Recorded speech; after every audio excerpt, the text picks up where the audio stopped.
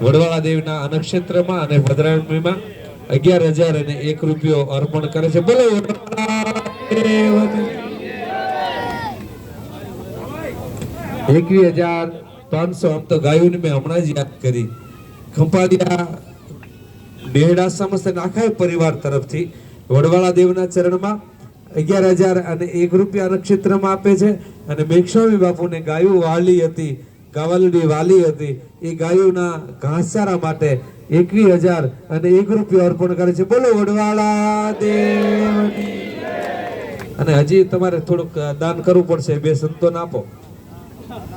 અને એક તો તમારો ભાણો છે ભાઈ, એટલે 100 બામણ ને એક ભાણો છે. આમ તો મારું ઘર નથી, હું તો કહી દેવાય તો આમાં તો કઈ વાંધો.